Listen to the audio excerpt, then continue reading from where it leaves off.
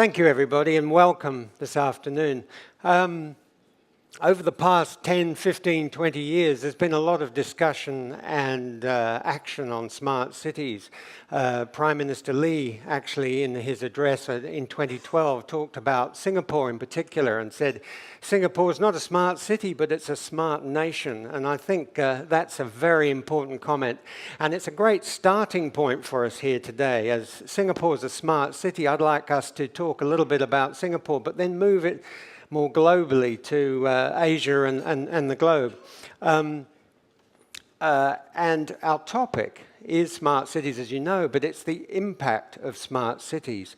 And to help in our discussion on smart cities, I'd like to introduce Chiao, Asia Pacific President for AECOM, Dr. Cheong, CEO, Singapore Housing and Development Board, and finally, Mr. Wong, Group CEO of Surbana Jurong. What I'd like to do is ask, starting with Sean, for him to do a little bit of a discussion on smart cities and his feelings. Thank you. I look after our business in Asia Pacific. AECOM is a global company, have 90,000 staff around the world. We provide traditional design consultancies, constructions, financing, and operation management. In Southeast Asia, we're close to 2,000. Just 2 more years, we're going to be in Singapore for 50 years. Wow. You know, we started our business here in Singapore in 1969. And we have close to 700 staffs, you know, from engineers to architects. So it's a great pleasure to be here. So I think, first of all, you know, let's overall give a quick denotes of a smart city. It's really about ability to make a better choice and decisions at various scale. So we're talking about from your individual to your home or workspace, to your community buildings, and then to a city. So it's really, you know, and how the infrastructure be implemented and how the operation and management eventually be followed up. And also the smart city decision should be enabled by technologies and then informed by relevant and appropriate data that will change the behavior. So I don't believe you need smart citizen, but really when you know implement smart city, you make your citizens smarter. You know, so and then we talk about design, and of course it's really how we evaluate and monitor the performance. So as I mentioned, we're a global company. So you know, from different research, we understand this smart city market. You know, by 2025, you know, different institutes come up with different numbers, you know, from 400 billion to 1.5 trillion. So that's a really significant kind of a business going on around the world right now. But, you know, when we look at this is not only about technologies or design and planning. You really have to look at it from a very holistic approach, you know, including the financing, as well as the policy to support the development. So let's talk about technology first. You know, I did technology because, you know, this morning you probably also heard about Vivek talk about the speed of the innovation. But you can also understand the cost for the past 10 years for the technology has been improved dramatically. The sensors dropped, you know, the connectivity, you know, dropped 40 times. You know, the most expensive was really about analytics and processing dropped significantly because you no longer use expensive people to do that. So how do you collect data and then also and then integrate those data and then compare your new data with historical data, and then you can come up the modeling and analytics, and then turn into visualization, and then you can use that to support your decision making. So, but there's some fundamental principles for the technologies, and the first one is really it has to be future proofing. Because, you know, we're really talking about there's different scales, you know, and how you're allowing for increased usage and additions, into the system. And then the other thing is really the portability.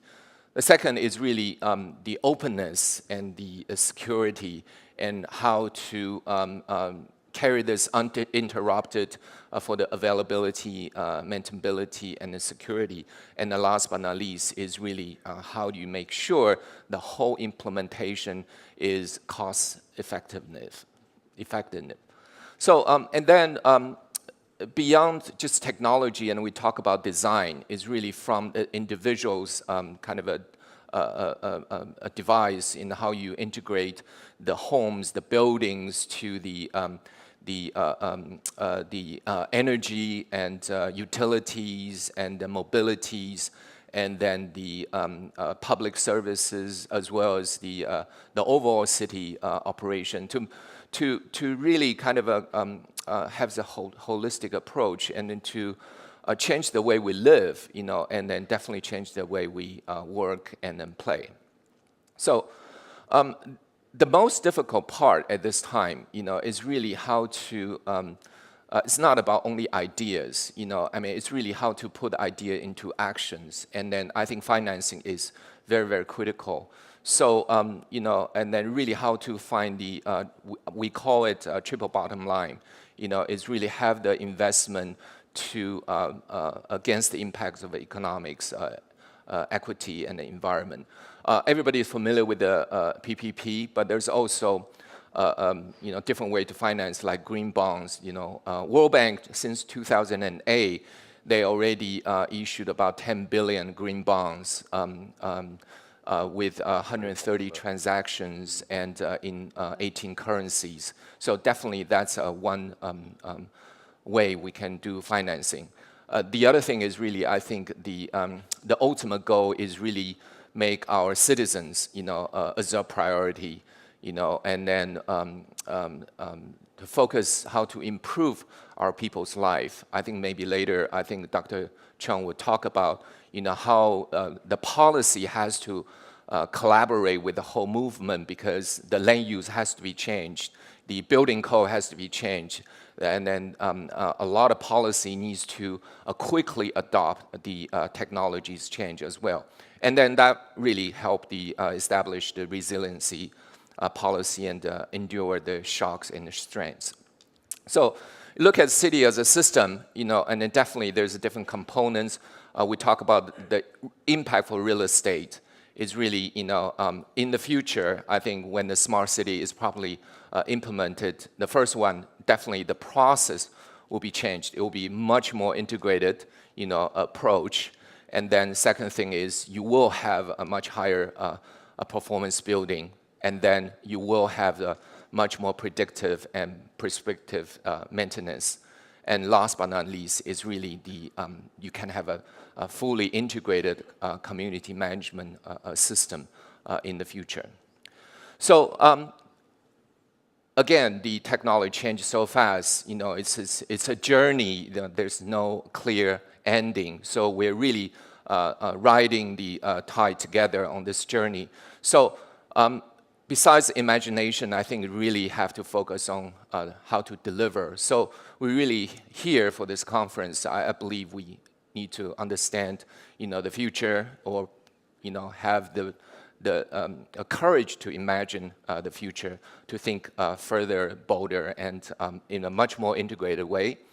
And then also, reimagine how the buildings has to be kind of a new way to own it, new way to zone it, and also how do we have new approach to use the new space. So, and then last but not least is the collaboration. There's a new partnership, and then financing and delivering, and even cross-border governance. And then most important things, you have to engage the community.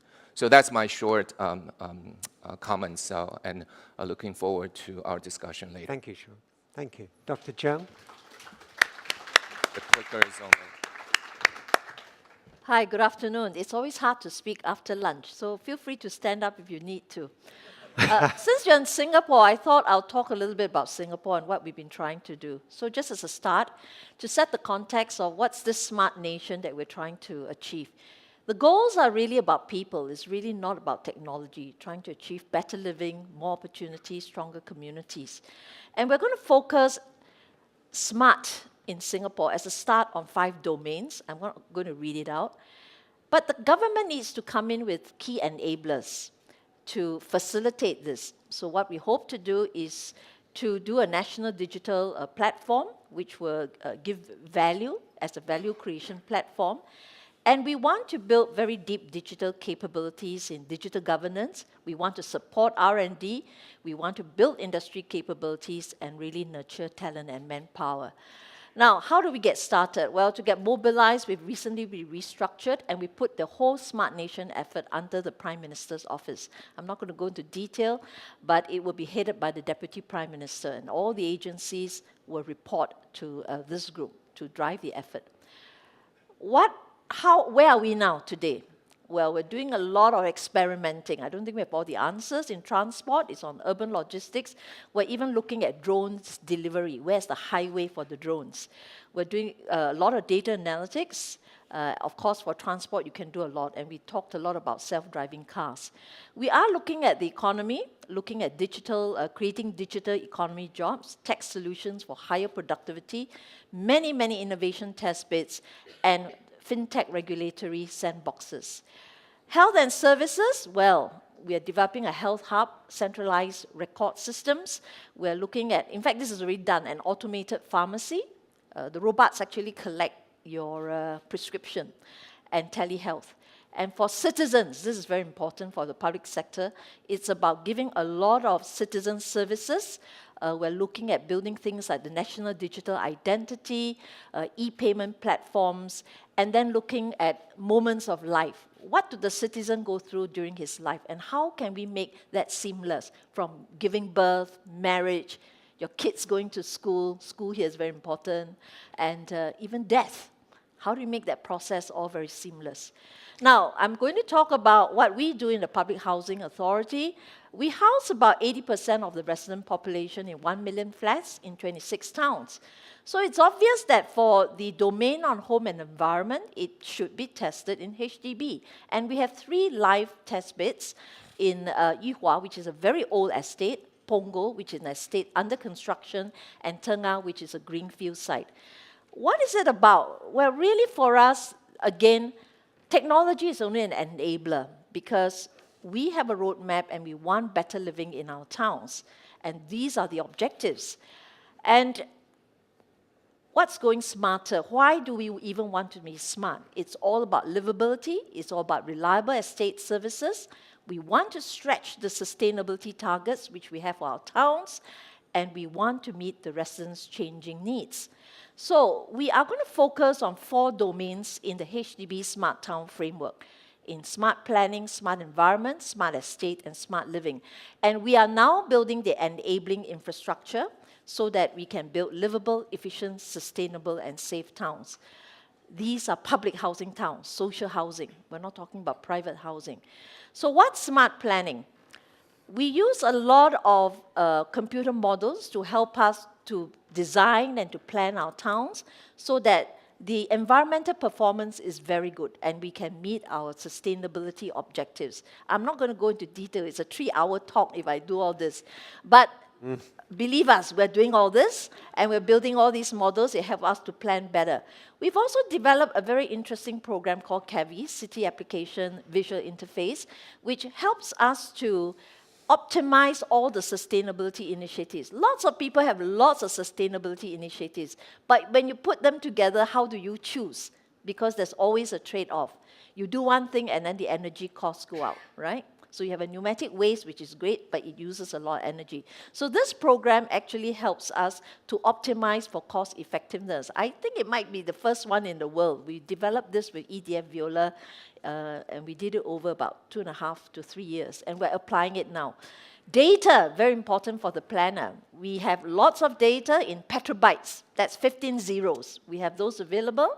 And with the data, we actually understand the demographics. the makeup of the town, for example. And we know, say, you can do a heat map and we know where the aging population is, and then we can develop all the facilities around them. We're now using some of these tools.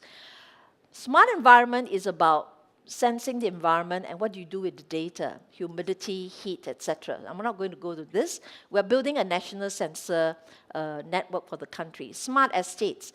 It's about trying to drive better maintenance and reliable services. So this is a very old town in Yuhua, and we've actually put in a lot of sensors, brought in new facilities like solar panels, and we're able to monitor all these from solar to even checking if you're urinating in the lift, and which is a very common problem in mass housing, right? Gee Maybe whiz. not even in mass housing. And so technology and sensors can help you a lot, and even the monitoring of lifts. And we're not talking about monitoring existing performance, but predictive maintenance, to predict before the lift even fails. So we're looking at a lot of these technologies. And what we're doing is to build a smart hub. And in this smart hub, we can collect all this data through the sensor networks. And from there, of course, you can process, monitor, analyze, visualize, and then lead to better maintenance and improve the reliability of your services. Smart living are things that we do in the home. We are building a new generation of homes where all the flats will be smart enabled. In Singapore, almost every home has broadband and is fiber enabled already. So what we do is we're going to build these homes, and you can put in smart sockets, which means it can speak to any of the IoT devices that you're going to bring into the home. I'm building it now in Punggol. Some of you might be visiting that. And it's about, for example, you can introduce telehealth. The video has just gone off. You can do tele-rehabilitation at home. Everything is monitored, heartbeat, blood pressure. We're working with the Ministry of Health, and we're starting to try and do some of these things. Smart-enabled monitoring, which is for the elderly at home. We are an aging population. A lot of old folks are home alone, and you're able to monitor them, and if they have a fall, there'll be an alert sent out. And of course, home energy management systems. Going forward, we are going to look a lot more at the human being. This morning, we talked a lot of technology, and then we have a big question mark about human beings. And I think that's the part that needs to catch up. So we're going to look at geosociographics to understand needs and aspirations. We're going to collect data which help us to understand what people want to achieve a quality of life. We're going to use a lot more persuasive technologies to nudge behavior. We brought in the pneumatic waste refuse system, but then people shove things inside and it is stuck, right? And so how do we get people to do the right thing? Maybe we can do gamification. The block that performs the best, no blockage for that month. They all get vouchers to go and buy something. So that's gamification and nudging behaviors. And of course, you can do a lot of urban analytics to help us to develop the applications. So a lot of these applications are being tried out, and Punggol is one of the first test beds that will have a lot of the smart applications being brought in. This is a precinct that HDB is building. It's fully designed by HDB from design to construction with a lot of new construction technology to bring in smart applications. It's now under construction for about 3,000 units. But what's the impact of smart initiatives for us? Well, it is about achieving sustainability. So for a typical precinct, we think we can save a lot more energy usage. I'm not going to run through the numbers, it's on the screen. And saving things like water, having much more cost-effective maintenance, lifts, pumps, lighting, solar panels, etc. We have 1 million flats, and we really need to manage them well.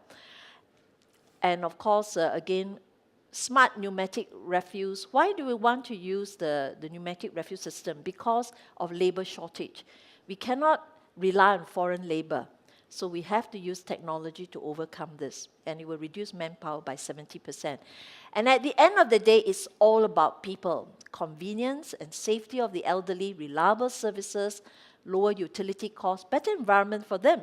And they will be better served by facilities. So these are some of the good things that we want to get out of, this is the Star Trek stuff, right? The good stuff. that we want to get out of smart technologies. And it's not about government doing it all. We actually work very closely with the industry, with the research institutes, both local and overseas, to develop a lot of these smart applications. So for example, some of the stuff I showed you, we have many consortiums and companies trying it out in our concept flats in order to introduce the technology. And it's about citizens and the residents. So we do a lot of focus group discussions to know what do people really want and need. And at the end of the day, I think Sean has touched on this. I'm not going to go into it. But I think user acceptance is very, very important. We tried out some of the technologies, but the rate of acceptance may not be as much as we would like. Maybe people are not ready. Maybe it's not friendly enough. But that's where we need to do a lot of test bidding, because the first question was, does a smart city need smart citizens? Actually, the objective is to try to do a smart city without having the citizens to be smart, because it should be so easy to use that it's second nature. So it's all about people. Thank you. Dr. Wong. Well, good afternoon, everyone. I asked what was the objective of putting me as the last speaker. And they told me that I can be very controversial. So I'm going to give you a perspective from the clients that we work with all over the world.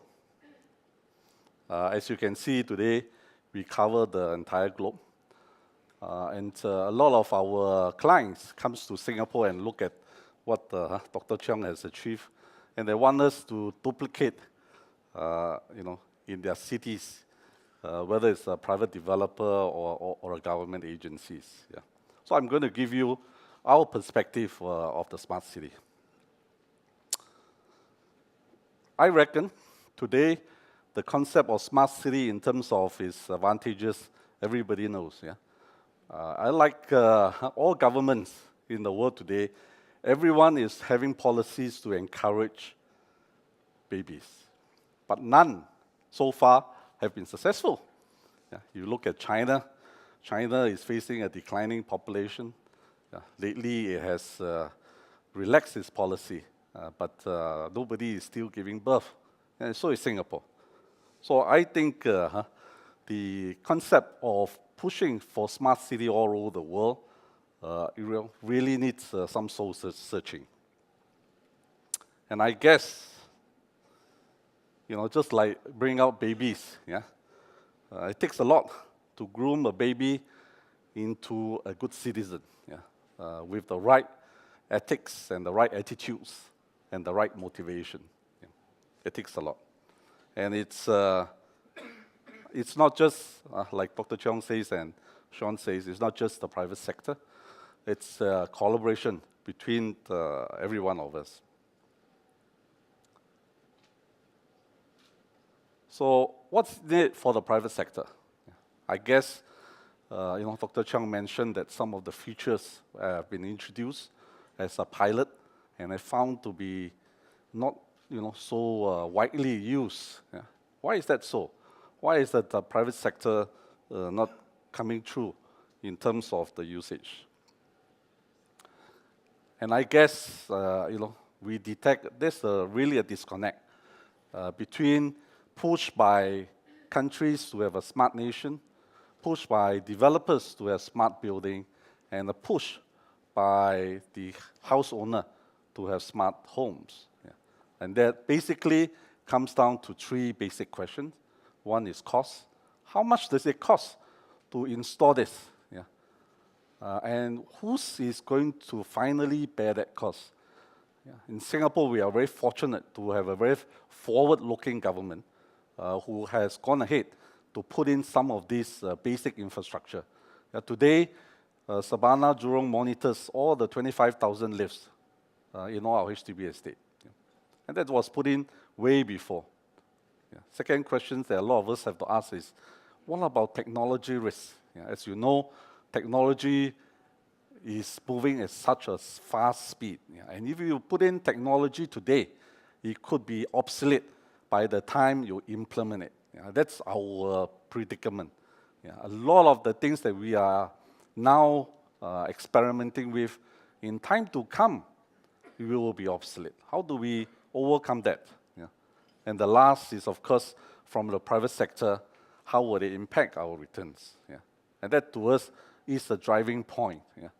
As advisor to a lot of clients, whether governments or private developers and investors, that's our primary concern. Yeah. Where's that return? How do we satisfy nations, countries, and developers who have got such far-reaching, ambitions on smart city, so that eventually they will get something smart. Yeah. I was in India early this week, and somebody asked me, "What do you define by smart city?" I say, in India, we like to put in a proper toilet system, yeah, a proper sewer system, and I think we have to get back to basics. Yeah. I like to share with you how we see smart city concept. This is what we call a total cost of ownership. Yeah. A lot of us are very concerned with the first 20% of that. How do we plan, how do we build, and how do we construct that so that we meet the cost? And a lot of us forgot that the 80% of it is operational costs. Yeah. Unfortunately, yeah, different sectors of the built environment have got different focus. Yeah. For residential developers, they will be very obsessed with the first 20%, 30%, yeah, because that impacts their selling price.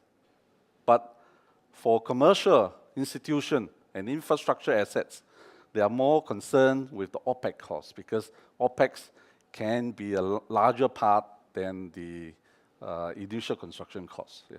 So we often advise our customers, depending on the mode of our customers, depending on the sector that they serve, we will advise them accordingly. What are the smart features that we think they should implement, and which will be sustainable over time in terms of technology advancements and trends? So finally, I think the success of a smart city really is a partnership between government and the private sector, because, like Sean says, there needs to be certain changes to regulations, to the way in which we fund the projects, and who gets what bit of that returns. Yeah. So with that, that ends my brief talk to you. I promise you it will be controversial.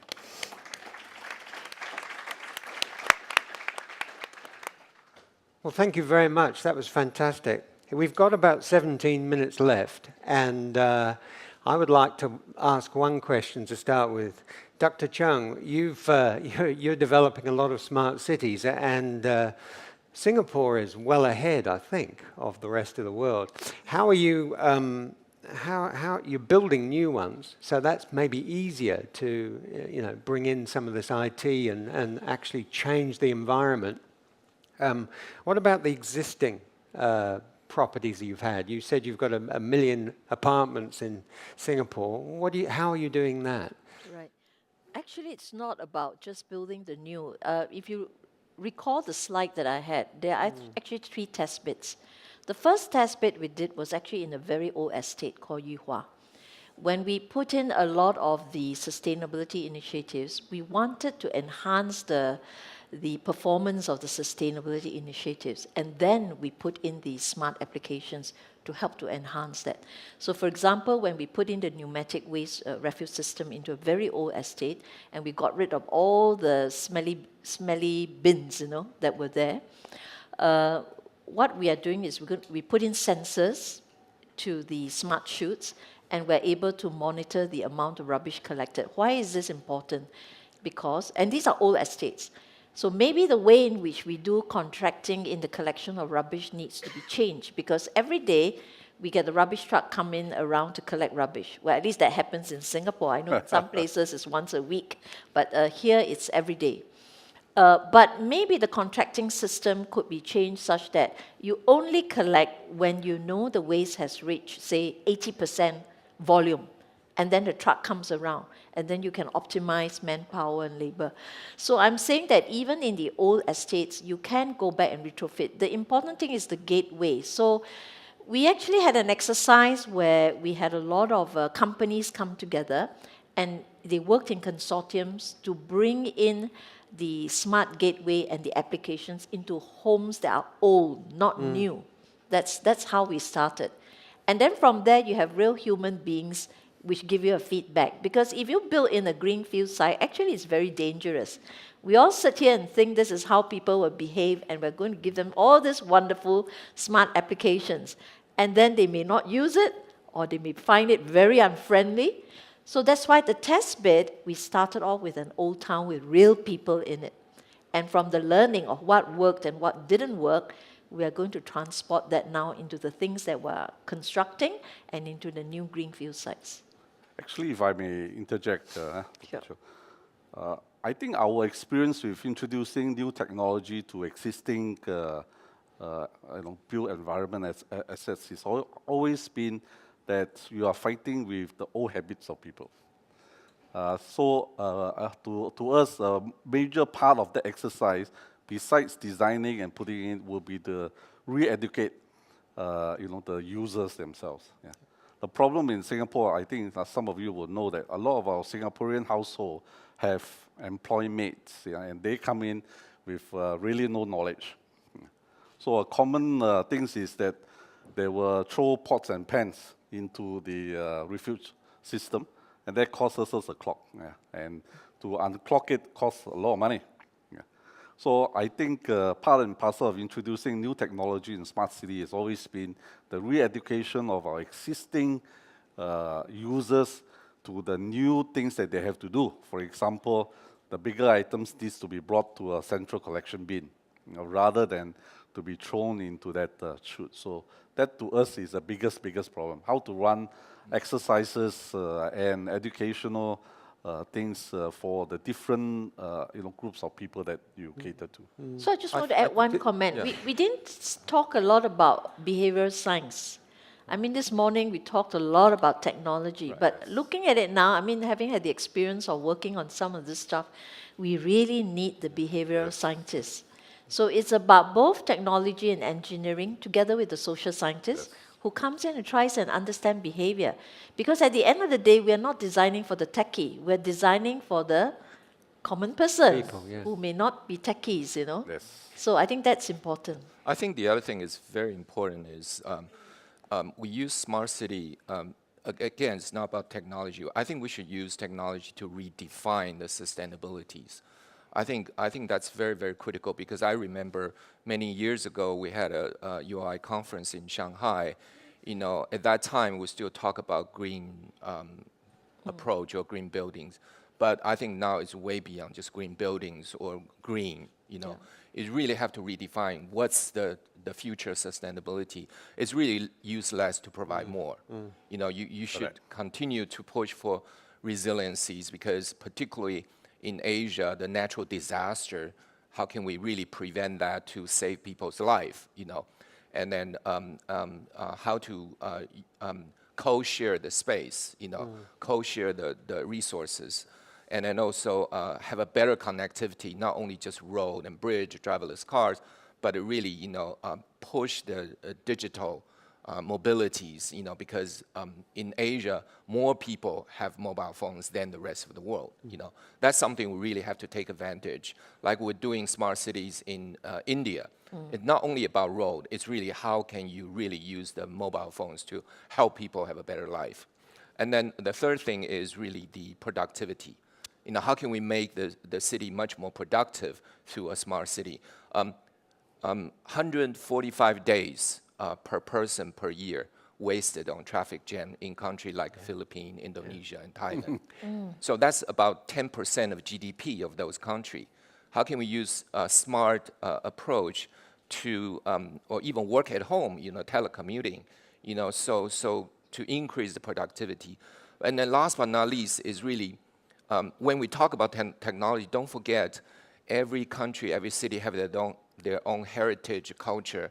We can not only rely on heritage. 100 biggest shopping mall in the world, 44 are in Asia. And we were building shopping malls, we're not building enough open space, celebrate the culture, celebrate creativity. I think smart city, again, is really how to make people live better with or without the technologies. Yeah. That's fantastic. We have a number of questions, I believe, if you could give us the questions, that'd be great. I'd like to pass it over to the audience because it's very exciting, and I've actually got a lot of questions myself, but we've only got 9 minutes left. So Trevor, in the iPad, we've got 3 or 4 questions, but they amount to 2. Okay. One question is really about what's the best way to measure the societal returns of smart cities? How do you capture and measure why this is good for society? And then we've got 2 or 3 other questions that are around the theme of, can all cities be smart cities? Or is this actually only possible for a certain number of cities? And if so, what makes the difference? Who would like to start? I'll give a try. I think it's the wrong question to ask. Because the starting point is, why are you doing a smart city? You don't do a smart city because everybody is doing a smart city. So, for example, when we went in, we knew why we wanted to do it. For HDB, we really wanted to make the town more sustainable. So the technology had an objective. And if those objectives don't change, because you need to be able to measure those objectives. That's why you put in some of these frameworks. So I think the starting question is really, what are you trying to achieve? If it's about taking care of the elderly, because we don't have people to take care of the elderly, then we are able to take care of the elderly with the smart elderly monitoring system. So I think start with the end in mind of what you're trying to achieve. The technology is really only an enabler. Just one final comment. I just came back from Helsinki. So, of course, the Scandinavian countries are very good at this. And they try to distill what does smart mean. So they only had one objective. They said, it's to save everybody 1 hour every day. That's the KPI. So I'll just stop there. Would anybody else like to add to this? Yeah, I think every city can be smart. Just going by Dr. Cheong's definition, you have to start with what end objectives that you want, and then you can. Well, I think from a financial viewpoint, you can measure that. But the more difficult part is really the social benefits of implementing some of the measures. Things like ability that you can garner people around, and instead of just having residential homes, you are building actually communities. You are creating activities for the various people, engaging the ability to be able to engage the various interest groups. So it's to me, it's the financial part is easy. It's the social part that is more difficult that needs to be defined.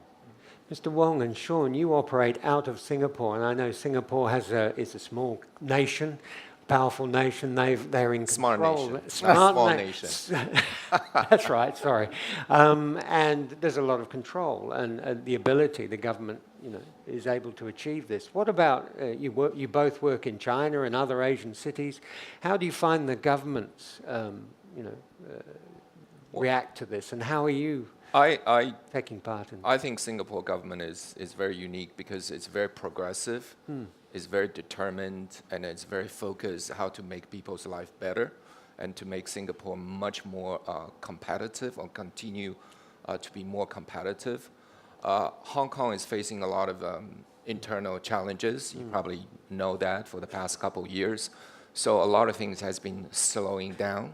We worry, very much. I think, even within UOI senior leaders, we talk about the Hong Kong's situation.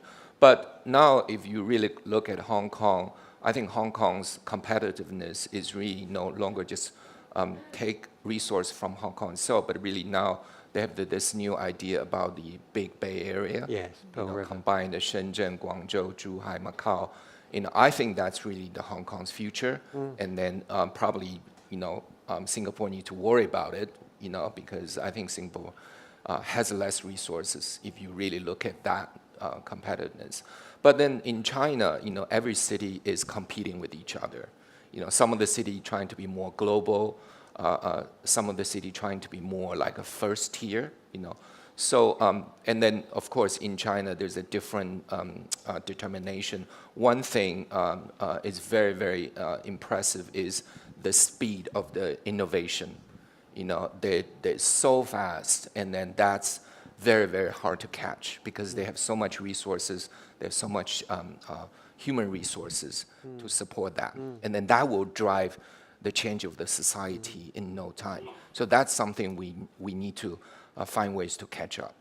I mean, we were talking earlier, actually, it's about Suzhou and how Singapore's had this big 25-year relationship with Suzhou, and I think... I personally work in Suzhou, the Jinji Lake, since 1997. I remember when I started working there, then not even the one highway built. You know, I have to get on this portion of highway and then get off, you know, driving through chickens, you know, ducks. And then now they're not only one freeway, they have two freeways and one high-speed rail. Every morning, 800 people take high-speed rail, 20 minutes from Suzhou, work in Shanghai. You know, that's something, talk about the urbanization in China. They take it cosmopolitan or, you know, in a much significant size.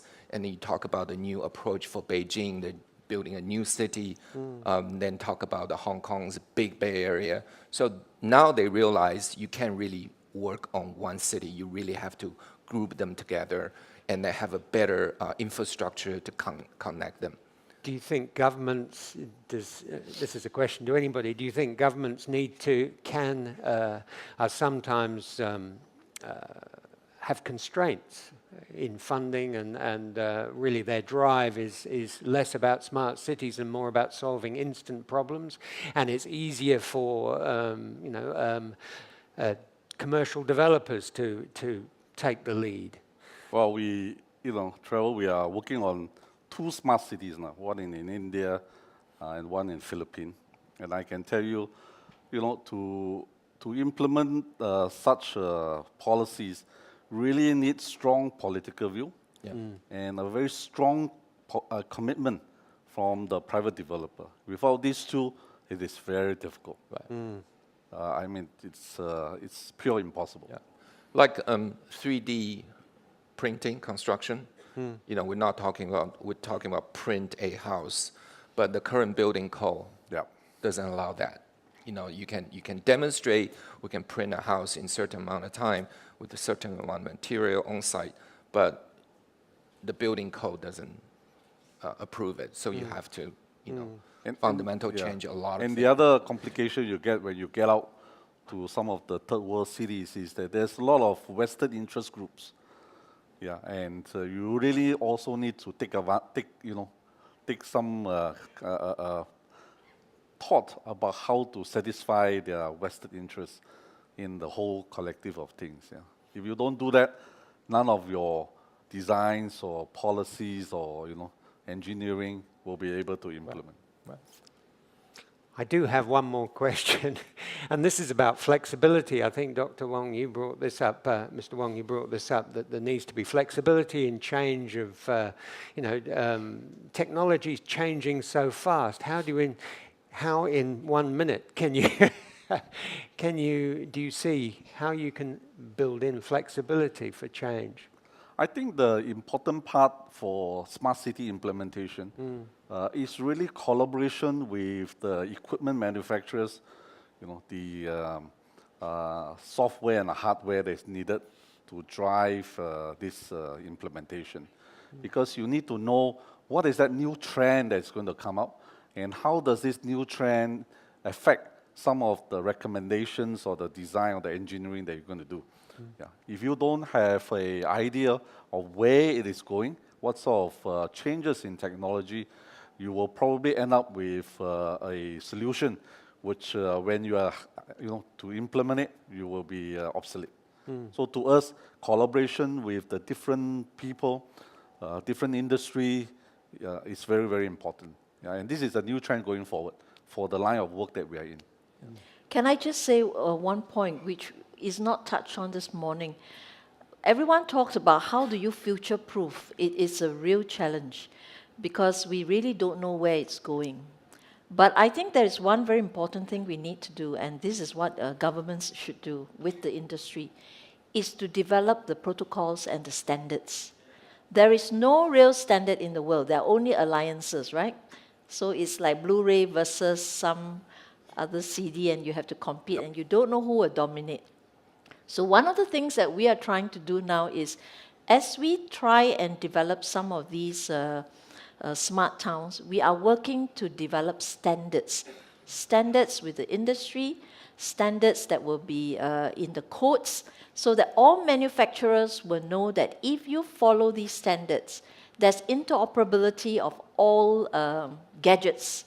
And if there's if the standards are there, then I think even as the technology change, at least there are some basic standards that everyone can follow, and less likelihood of obsolescence.